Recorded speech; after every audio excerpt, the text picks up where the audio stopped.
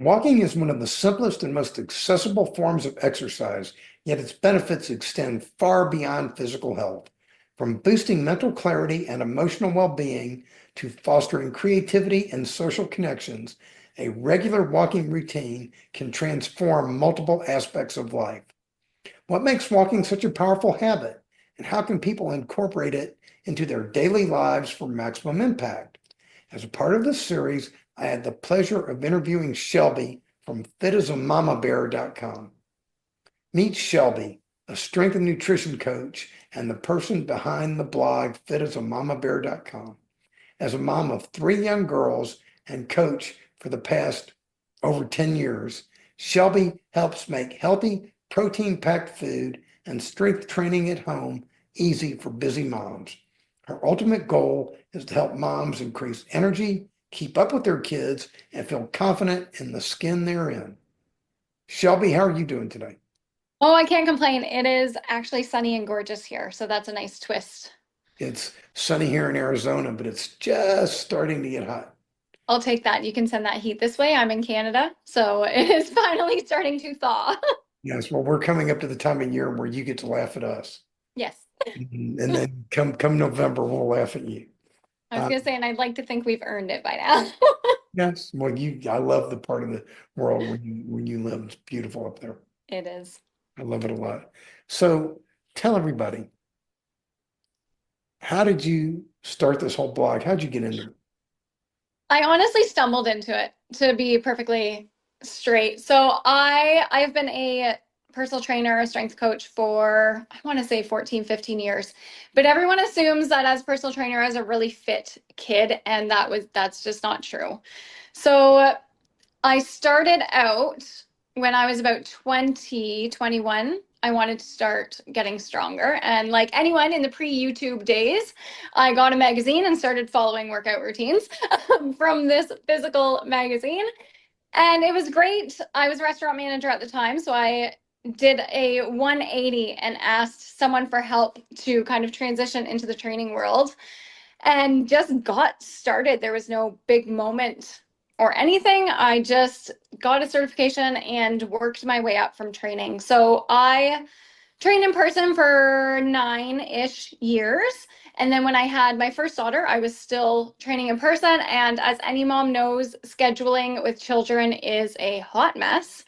So I was looking for just another way to share 10 years of expertise and all of the things basically, and decided to start my own blog. It was a hilarious attempt at first, but I fell in love with blogging and writing and just being able to connect with a whole other kind of audience. And I guess this is when blogging was not new, but new-ish. And then it just kind of spiraled. So every year I just kept putting more into the blog and coaching in person a little bit less. I have 3 kids now, so the game has changed and the blog is full time, which is amazing. So you accidentally fell into your passion. Pretty much, yes. I've always enjoyed working from home. So even when I was coaching in person, we actually gutted a floor of the house to put in a gym so that I could train from home and run my own business that way. So it wasn't a really big work shift for me, just in a very different way. But I found I really love writing and connecting more online that way. It's fun. So what is it? And though you sort of answered that, but what is it like to talk with the people? Have you made friends from doing this? Oh my gosh, so many. So many. And on both sides. I've made other bloggy friends, which is really cool to have just kind of share what you're going through and what's working in blogging and how to do things because it is a very big approach. And then I've made other connections on the client coaching front because you can talk to so many more people. So, for example, my web designer who saves my butt on a weekly basis because I am not great on the back end of things. Her and I actually were able to meet up this year for coffee in Florida when we were down. And it was just really cool to be able to see people, know people around the world that you can kind of connect with. Yes, it is. It's like my web developers in the Philippines. So, so it's interesting to talk to people from other parts of the world. Yeah, you learn a lot too. It's fun. Let's talk about walking for a minute. exercise for a minute. Healthy exercise. Exercise that you can do 3, 4, 5 times a week, or maybe even more if you want to, that doesn't beat you up, that doesn't tear you up. Walking. Yeah, go ahead. Walking is honestly just the best possible place to start. When you are sedentary and you want to feel healthier or reduce your mental load or just move more because you know it's better for you. I love lifting so much and I am a strength coach through and through, but walking is the place you start. It's low impact, it is budget friendly, you don't need money to do it. You can do it multiple times a week, multiple times a day, just like you said, and it has a huge impact on every single area of your life. I can't stress that enough. I know it changed my life. I mean, definitely. I went, I went from being a couch potato to walking marathons. Isn't that insane? All Yeah, because you made one choice. yeah, it is. One choice and stuck to it. That's the important part, is the sticking to it. Because one of the things I learned out of the experience is that temporary changes yield temporary results. You are correct. You have to commit to them, no matter what they are. Yeah, good or bad. I Preferably, think preferably good. I think people get hung up with walking, especially when they're not used to it, because it's a lot of quiet time, right? And it's time when you're not multitasking. You're not trying to do 6 things. You're not walking and posting or scrolling, that kind of thing. So I think sometimes when people are brand new, it throws them off a little bit. It might be a little bit uncomfortable too if you haven't moved in a while.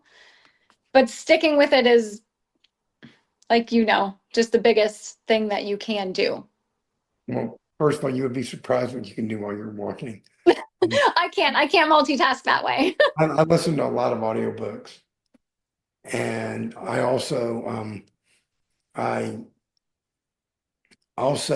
I've got a new thing I've been doing. I came up with a list of 365 books I wanted to read Okay. in a year. I went to Chat GPT, and every day in Chat GPT, I ask it to give me a 5, 6 page summary of this one particular book. And it gives me that. It takes me 10 minutes to read it, and I get 90% of the information out of the book in 10 minutes. That is nuts. And Like I wouldn't have even thought of that. I didn't think it either. I'm like, now I'm asking myself, why didn't I do that a long time ago? That is fantastic. Yeah, it really is interesting how much you can pick up doing something like that. But walking, I tell people that when you go outside, and especially if you go outside and walk, although you can do it on a treadmill, you can do it in the gym, you can do it whatever. But if you go outside and walk, you will meet some very interesting people. You And will. and would you care to guess who the most interesting person is that you will meet? Who? Yourself. Yourself? Knew you were gonna say that. Walking outside versus inside. So yes, you can get steps inside, don't get me wrong. But for me personally, walking, while it is movement based and that is fantastic and I get my steps in, it is so much more mental than anything else. Moving outside, especially if you, for me, can get onto a trail versus sidewalk with busy traffic, Yes, is the best way to sort through the crazy in your mind. absolutely. It It, just gives you that like quiet time that you need to just decompress. it absolutely does. I am one of the things I like to do when I'm out walking here in the desert, in the Arizona desert. I've had places where I built rock art. I built like a labyrinth out of rocks. I love it. And I tell people the labyrinth is made out of 3 kinds of rocks. It's made out of regular plain old rocks. We have a lot of white quartz rocks here, so I put those in special places. So it's also made out of quartz rocks, and then it's made out of the rocks that fall out of my head while I'm building this. Because it does. It really is mental. It does get you out there. It's reconnecting with nature. We don't do enough of that. And I find you don't even realize the mental benefits until you have walked for a few weeks regularly, and then you stop or it's taken away, or all of a sudden you have to walk inside. So again, here in Canada, sometimes I just can't get out with all three kids. Yeah. Type of thing, or if kids are homesick, and then you don't realize how much you come to rely mentally on the walks to just get your balance back until you're not able to get outside on a trail in nature and just focus. It's meditative. It is. Yeah, once you get past the uncomfortable of like new movement or new terrain, it is really, really meditative. And you don't even have to walk fast, do you? No, it's any movement's good movement. I think sometimes we forget that because we sometimes get into this mindset that everything has to be a go hard, go home, super intense type of thing to reap any kind of benefit, and the opposite of true. So you don't have to walk fast. You don't have to do hill sprints. You don't have to wear a weighted vest, though I do love mine sometimes. You can just walk and you will still reap all of the benefits from it. Yes, So go at your own pace. I walk very slowly. And when I started my walking program a little over 16 years ago, I had so many people tell me I'm not walking fast enough. Hey, no. And, Movement is movement. and all I know is I lost a ton of weight. My blood pressure dropped down to normal and I feel fantastic. But according to them, I'm not going fast enough. So I don't think there's a standard for that. I think, yes, you can make things more intense if you want to that day, or you've adjusted to a certain pace or something along those lines, but I don't think that's a have to. no, I think just base it on how you feel that day and get out. If you are out and moving, it is a win. that is what's the most important. You hit on it right there. Yeah. Is that you're doing something Yep. Showing up counts. every day. Um, can we talk? You also talk with people about nutrition too, don't you?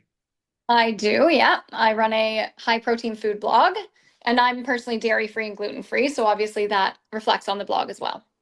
I am dairy free. I'm not gluten free. Um, did you go gluten free out of choice or because you found that you were sensitive to it?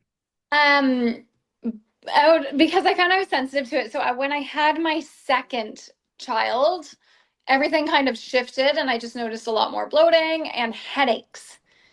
And so I decided to cut it out and just do a trial run and see how it felt. And it was one of those things where it felt awesome, and that kind of sucked because I knew exactly what it was. And so I have kept it out. There is a very rare occurrence in which I will choose to put it back in. To be honest, just because the side effects aren't worth it to me, and there's other things I'm accustomed to it now, so there's lots of other things I find that I There are can eat. tons of other alternatives. Yeah, and so I just find it's not needed, to be honest. I think, and that's the hard part. Trial and error is always the best way to learn, but it's the hardest way to learn because again, you have to commit to something for a certain amount of time to see if it suits you. So I'm glad I did it. I don't miss it, to be honest, just because I feel so much better without it. Well, speaking as a person who has made every error there is multiple times, uh, that's how I sort of figured things out.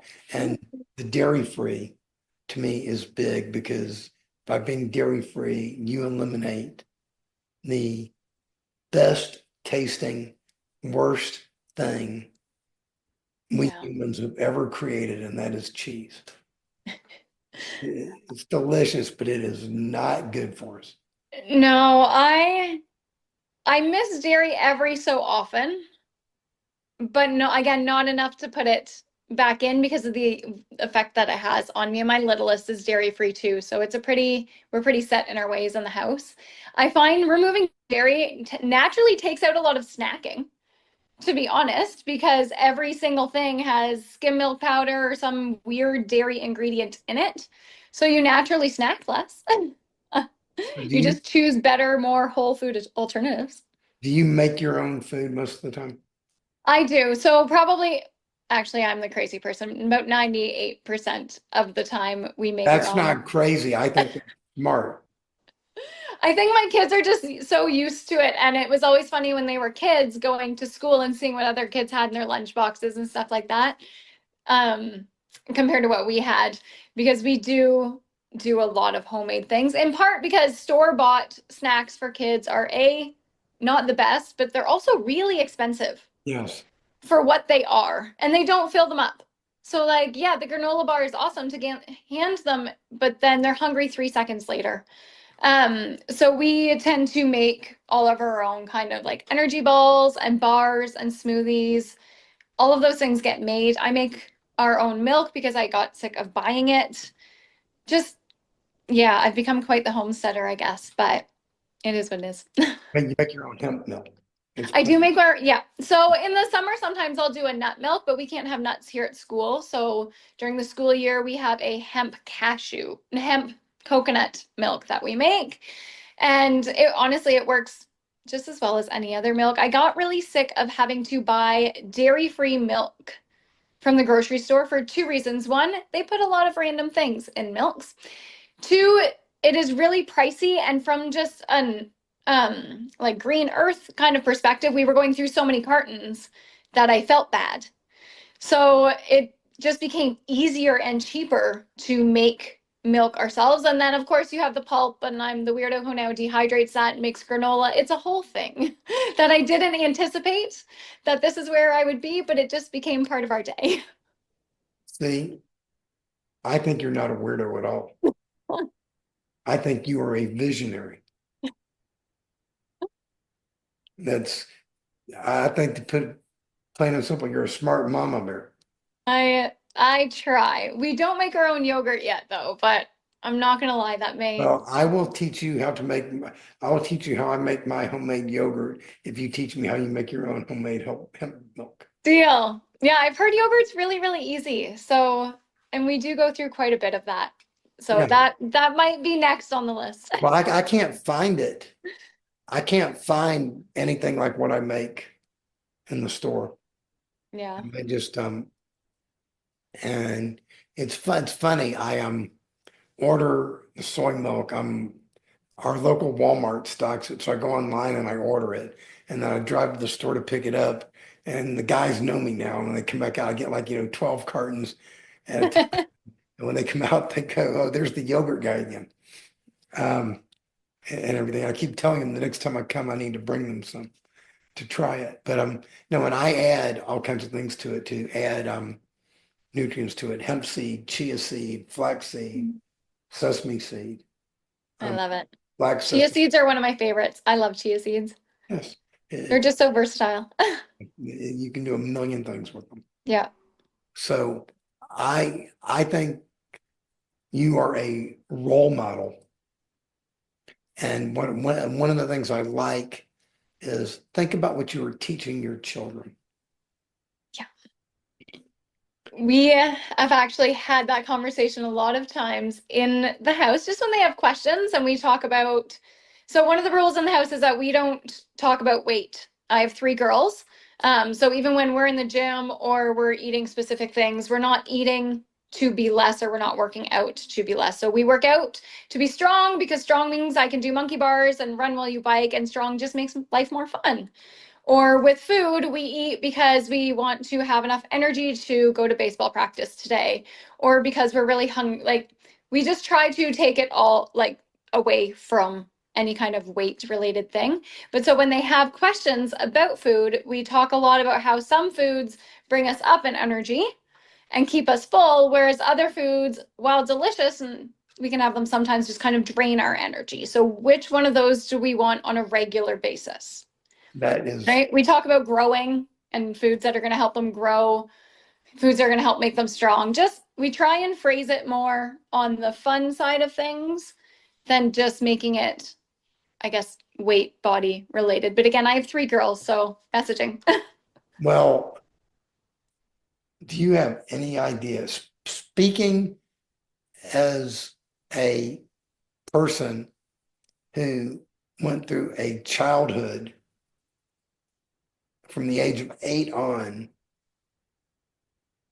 massively obese, and that now I realize weight is not everything, but speaking as a person who went through a whole childhood of that all the way up until the age of 50,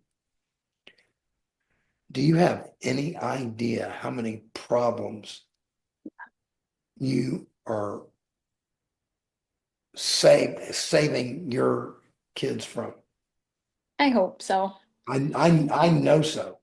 We talk about movement a lot, and again, not from a weight loss perspective, but everyone's like, well, what do you want them into? Because obviously I am a strength coach, so they assume that I want my kids lifting or that kind of stuff. And the truth is, I just want them to move. I don't care what sport it is. I don't care if their sport is bike riding or anything, as long as they are just moving every single day. I don't care what it is. Healthy, happy. Yeah, exactly. And like they do baseball and karate are their things now, but it's always been that it doesn't matter what it is as long as they're moving. Wonderful. I wished I would have had someone when I was growing up to tell me the things that you're telling your kids. It's wonderful. I think it's twofold though, too. You have to do it with them, right? Kids Yeah. will never do what you say. They're going You, to do what you do or what you show them. you absolutely, you have to do it with them. You get to do it with them. Yeah, you do. And honestly, it is really fun when you are able to jog alongside them while they bike or play tag or just do all those things. And at the very base, like if you just start walking more, we'll use walking as the example, all those other things kind of trickle in. So then you get to do all those other things just by staying active. And It's and kind if of you, awesome. and if you just start, Yep. it goes from there. It gets better and better and better and better. Don't try to do it all at once. No, You don't have to do it all at once, and it's not necessary. Just like you said, move. just move. All movement is a win. So whether that is Zumba for you or rock climbing or maybe you're tired that day and you ride a bike instead of do sprints. It doesn't matter. Just your body was made to move, Yes. In closing, is there anything else you want to add? to show up. That's it. To just consistently show up for yourself and for your mental health and because it feels good. When you move your body, you just feel better. So focus on showing up. Don't think of the length of time that you're moving or working out or how intense it is or any other rule that has been applied to it somehow. Just focus on showing up. And don't worry about whether or not you're perfect. Yeah. You're, Again, it doesn't matter. you're a human being. So remember that. But your advice is fantastic. Thanks. Very much appreciated. Thank you. Anytime.